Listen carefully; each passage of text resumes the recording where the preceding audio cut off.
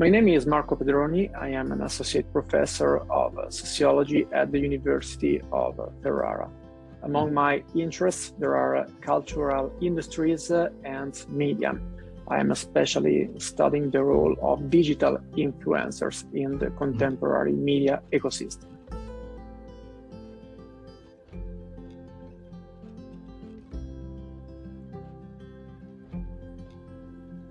So, fake news is a very difficult and broad issue. First of all, I would say that we should stop labeling as a fake news everything we don't like. Of course, there are fake news. Of course, there are creators of fake news. But in my opinion, there is a tendency to label as fake news everything we don't agree with. So first of all, we have to identify what fake news is, a definition of fake news. Having said that, if there is something that is really dangerous for the general population, of course, a government has the power and even the right to close social media accounts to stop the circulation of dangerous fake news. But in the most cases, the problem, in my opinion, has to do with trust. So the problem is not only to fight against fake news, but to promote good news and especially trust of people in governments and in media, in institutions able to circulate, let's say, good news. So the real problem to me is why don't we really believe to what a government says, to what media say, to what medical institutions say. This is the huge part of the problem, in my opinion. Having said that, we know that social media are largely responsible for the circulation of fake news. This is, let's say, the dark side of the story. Let's say the good side, the bright side, is the fact that through social media we are able to circulate our opinions, and this is a very good thing, I think, of course. So we are in front of a really powerful tool, and we cannot decide in advance who can use it or who cannot use it. So we have to be able to tolerate different opinions, to stop, of course, the dangerous one, but at the same time to promote, as I said, trust in organizations and institutions able to circulate important information, for example, about COVID-19.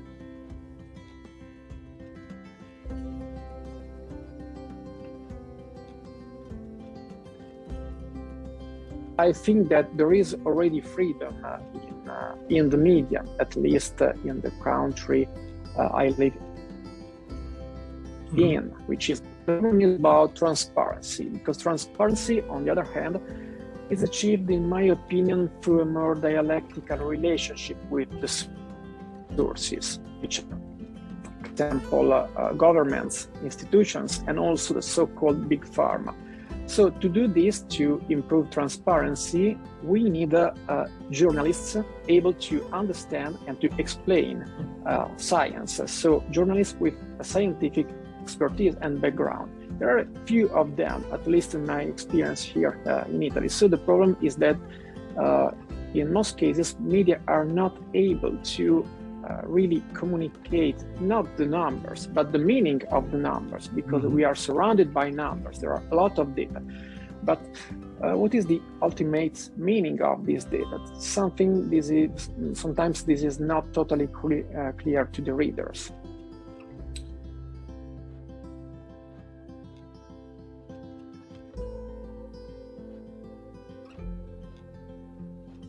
This is another very difficult question. What I can say is that media should show citizens, or to better say, media should show governments that citizens wish to participate to the decision-making process. Citizens don't want just to obey to regulations and norms. We have witnesses in the last 2 years to a lot of, let's say, contradictory norms, because any government has to take very quick and rapid decisions on the basis of what is happening right now. And sometimes, I'd say often, these decisions are contradictory, are strange, are not totally comprehensible to citizens. And citizens feel themselves as excluded by the public debate. There is another problem. Once again, I'm talking about Italy. There is no debate in parliament because we are living in a state of emergency. So our government has special powers to take rapid decisions on the situation. So there is a lack of debate, but in my opinion, citizens want to be involved in these debates, want to be part of this decision-making process. So if media were able to show the institutions such desire of participations, I think they will have a very positive role in the general process of facing the COVID-19 pandemic.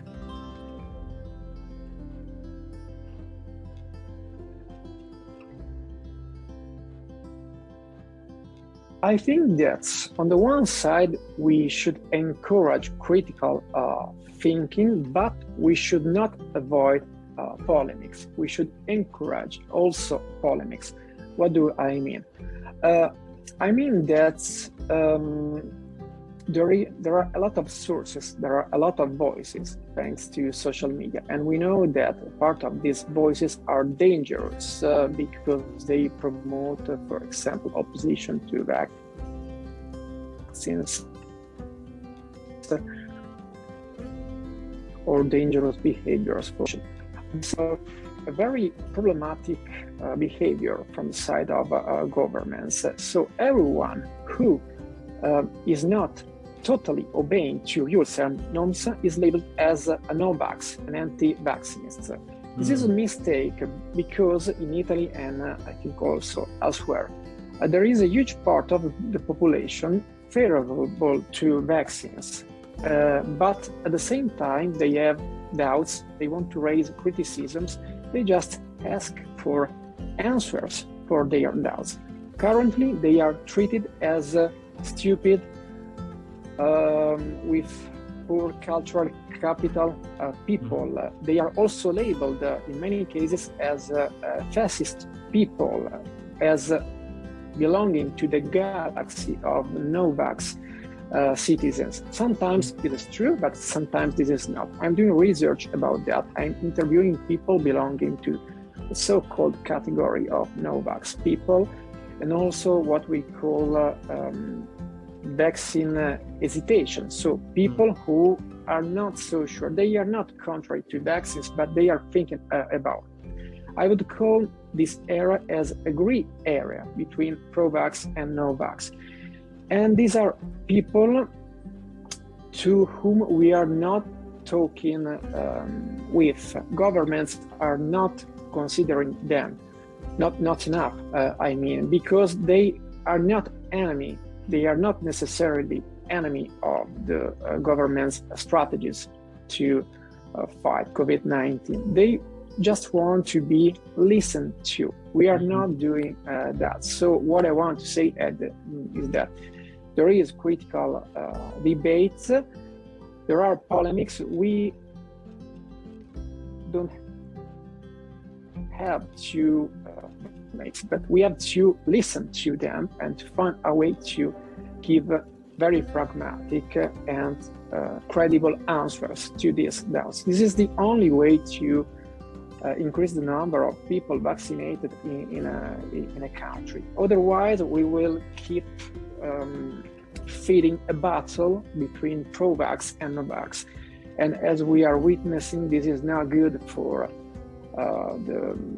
the politics of vaccinations, because we are just, in a way, feeding street protests. We are feeding no-vax movements. So I really think that we should avoid this logic of just juxtaposition between pro-vax and no-vax.